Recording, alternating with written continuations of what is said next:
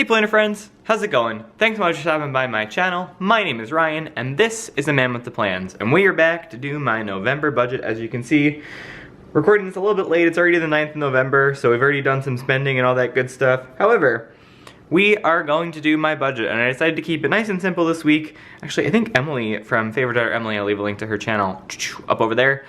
She gifted me this fun little sticker sheet from Erin Condren here. I have a link to all the Erin Condren products down below if you want to go ahead and check out her stuff. I actually just got a package in the mail from her yesterday, so, well, not her, but like the company.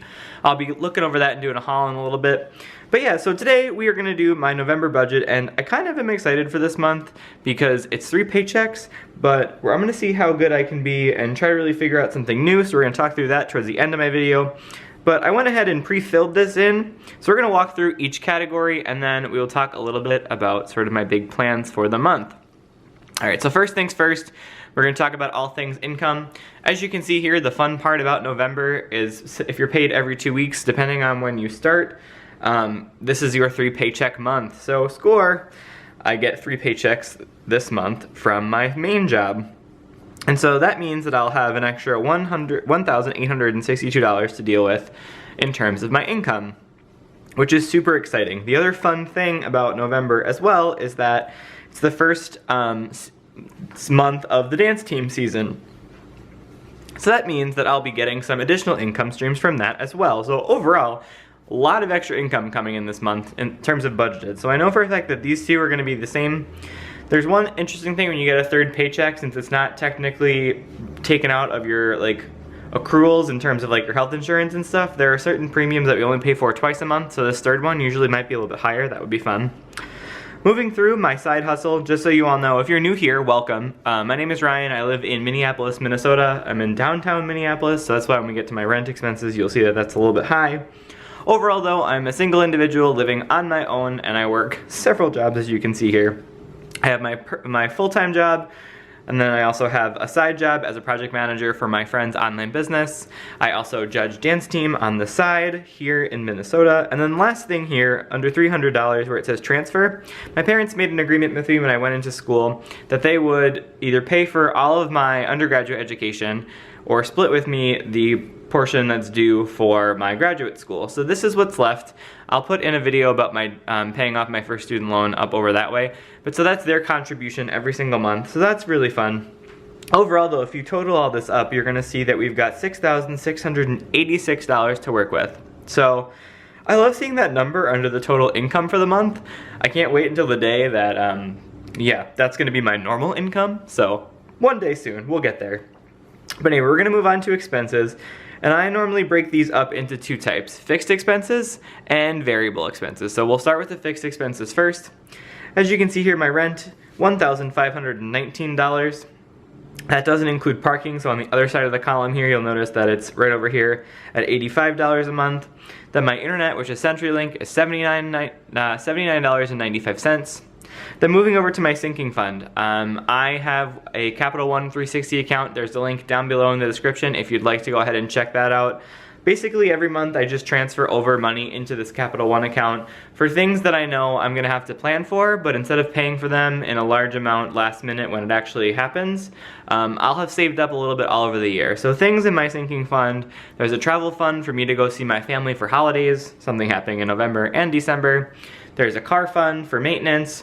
There's also a fund for car tabs, which is our yearly registration here in Minnesota. There's also a medical fund, which I always keep $300 in just in case. There's a whole bunch of other things as well, and I started a Go Wild sinking fund for Go Wild 2020, which we found out is gonna be in California, so that's gonna be fun. We're gonna be going to the West Coast this time. Looking forward to it. But yeah, so that's my sinking funds. I'm gonna need to reevaluate them going into next year, but for now, $280 is what I move over every single month. It was normally $180, but I decided to up the allocations just because I figured it would be helpful to have some extra money set aside for some of these other expenses. So Moving along here, insurance, that's $70. And then the last thing here is my student loan minimum. So that's my minimum payment that I have set up in Great Lakes every single month, and that's $808.35. So avoiding the fact that this got wet and like something happened to it, my total for expenses that are fixed this month is $2,842.30. So clearly there's a lot of room left over my income. But we've got one more category, and that's going to be my variable expenses. So these things tend to change every single month, and so I usually budget them this way, and then I'll go ahead and put the actuals next to them and see how it went. So for gas, as I'm starting to judge, there'll be some driving that needs to happen going from high school to high school, or particularly going from a meet that's further out of state. That'll happen, so I raised it to $125 versus the normal, I think it's like $75 or $80. The next thing there is my groceries, which I have set at $250 a month, which is interesting.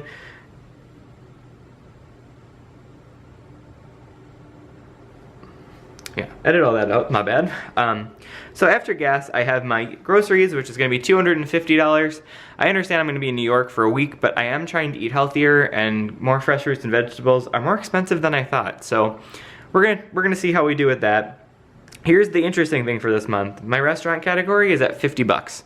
I dropped that way down. This has been a category I am notoriously awful at, and I'm gonna have to try to figure this out. So I'm giving myself $50, and there's a catch. We're gonna do something a little bit different this time.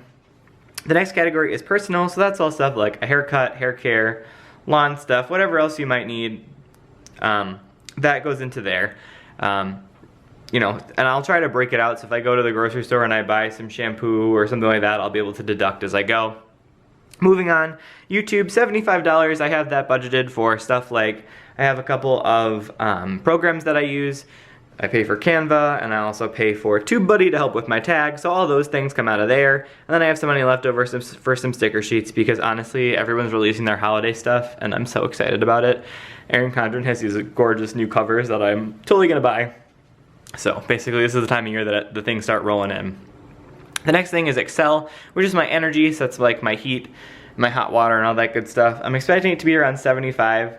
We're not at the point where it's super, super cold out, so I'm trying to keep my heat off as possible and just let like the heat from my actual apartment and just keep me warm for the whole building. So we'll see if I can keep that down. UMS is my water, sewer, and trash, I believe, and that's $30. And then the last thing there is dentist. So I have not been to the dentist in a couple of years. I know I'm a bad patient, but they mentioned that I had to have a bit of a deeper clean this time, and so this is my estimate for what I'll have to pay after insurance. I don't have the best dental insurance here, so I'm anticipating $600. I'd like it to be under that, and hey, if it is, more money that I get to put towards my student loan. So that being said, my estimated here for the month of November for variable expenses is $1,355. So moving over to the other side here, we've got total income, $6,686, subtracting our fixed expenses, which is $2,842.30, and then our variable expenses is $1,355, leaving left over, if I'm able to do all of those things, $2,488.70. So in theory, I could be putting like $3-ish grand towards my student loan this month, which would get me out of the 20,000s completely. I can't even deal with like seeing a 1 in front of that number, because I've never thought I'd see the day where it was like, anyway, I'm nerding out here. And so then I have it set up here pretty simple for my debt tracker. We're only down to 1. I have a video about my sort of debt-free journey. I'll leave that linked up here. But essentially, you've just got the minimum payment, extra payment, and my new balance. The thing here is like that number might not be perfectly accurate, because they do that thing where the balance changes every couple of days due to the interest on it. So last but not least here, we've got my sinking fund, which as you can see, I had to wipe out the travel bit because I bought my flight home for Thanksgiving. And then hopefully I'll be able to find, I already somehow used a cheap fare to get home for Christmas, so that's all done. But you know, it is crappy that I had to drop that so low. Moving down to medical, that's $300. That kind of just sits there. I haven't really used it. I have a flex spending account with work, and I haven't really touched yet, so just something to consider. Moving down, my car fund is at $400, but I have a feeling it's time for tires, so might have to be able to dip into that. And the beautiful part is that I just used the debit card that came with opening my Capital One account, and I don't have to worry about it. The last thing there are my card tabs, which are at $50. They're renewed every August or July, so I have some time to funnel that one back up. Oh, and Go Wild, I missed that one, which is currently at $580, which I think is nice. That'll be helpful later on. So yeah, that's my sinking funds and that's my budget for the month. However, I'm gonna zoom you guys out a little bit because I got this thing in the mail, wrong way. Let me zoom you out a little bit. I got these in the mail recently. They are from Clever Fox. You'll notice I did a Clever Fox budget planner a long time ago. And so it comes in this little pouch, and I've never tried these before, but it's essentially a cash envelope system. So it comes with a whole bunch of fun little goodies here. So these are the different color envelopes. It says stay organized, stay clever. And I've never tried cash envelopes. I'm a debit card guy and I track everything that way. But I figured this month, what the heck, let's go ahead and give it a shot. So as you can see here, we've got a ton of different colored envelopes. And they're all actually pretty neutral, minus the pink one in the back. So as you can see here, let's pull one out. So it says cash envelope budgeting system. And then over here, you've got the month of the year. The month is right here. And then so you have budget and actual. So that's perfect. So for something like groceries, which I think I'll use this one for, I would take my budgeted amount of, what is it, $250, put that up here, and then what I actually spent goes down here. And then the cool part is you can go ahead and fill your envelope with your cash. Now the other thing that comes along with these are these budget sheets. And these are actually not like dated for any month. So you could start, so here it is, it says budget sheet, opening balance, the date you spent it, description, plus or minus amount, and then balance. So I would say at the beginning of November, I'm gonna go ahead and put in my $250. Actually, let's do this right now because I pulled the cash. Okay, so for November, we're gonna go ahead and we'll use groceries for the green here. I spelled groceries wrong. And then for November of, we'll say 19 down here, I budgeted $250. And so the first thing I would do is on, we'll say 11/1, even though it's the 9th, I would say load, and I'm gonna put $250 in here, which means that I have $250. Now, I will just say that I went grocery shopping last weekend because kids gotta eat, and I have my receipts from the 3 places I went right here. So the first place I went was Aldi, and that was on 11/4. Sure. And I spent a total of $27.29. And then I also went to Trader Joe's and spent $18.42. And then I needed one final thing, well, 2 things I guess, from Cub Foods, and that was some parsley and a turnip. So, you know, very exciting stuff. So Cub, I only ended up spending $5.59. So if we went ahead and added all that up, it'd be $51.30. So we'll do $250 minus $51.30. And that would leave our balance at $198.70. So now what I'm gonna do, I have oodles and noodles of cash here, and I'm gonna go ahead and count it out. So this is 3, 4, that's 100, 2, 3, 4, we'll do 4, and that will be, that's 90, so it's $190 left. I'm gonna go ahead and do that, and then I believe I should have enough singles floating around from earlier. 1, 2, 3, 4, 5, 6, 7. And so we'll just do 7, and we'll leave this amount here for now. I don't wanna use change, I guess you could, but then the beautiful thing is that you load your envelope this way.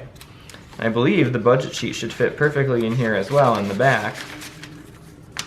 And so there I go. This will just sit with me for whenever I need it to go ahead and get my cash system for when I go grocery shopping. I'm gonna do one more for my personal spending. So let's pull out another, we'll do a different colored one so it's varied, right? So we'll do red. This is gonna be personal. For personal in November, I have budgeted $150. So we'll say, and it should be, we'll do plus 150, and then the balance would be 150. I think that's fun. And so now all I'll do is just count out how much I need in my personal, right? 1, 2, here's more, sorry. So 1, 2, 3, 4, 5, 100, and then 150. So now I not only have my groceries, but I also have my personal budget. So when I go shopping for anything, I'm just gonna go ahead and grab this and make sure I have it at all times. The only weird thing is like I don't have a purse, so we're gonna have to think about how this will work.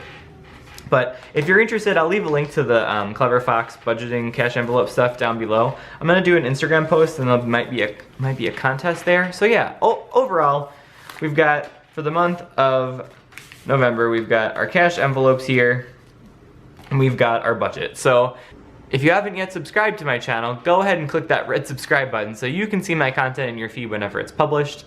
Go ahead and leave me a comment about what your major financial goal is for the month of November and for the rest of the year. I mean, we've got lots of stuff going on and the holidays get a little bit crazy with our budgets. So how are you making sure you're gonna be successful? You can find me over on Instagram, I'm at A Man With The Plans. You can find me over on Facebook at A Man With The Plans as well. Go ahead and check me out over on social media. I hope you guys have a great month from a fiscal standpoint, and until next time, I'll see you later. Bye, planner friends.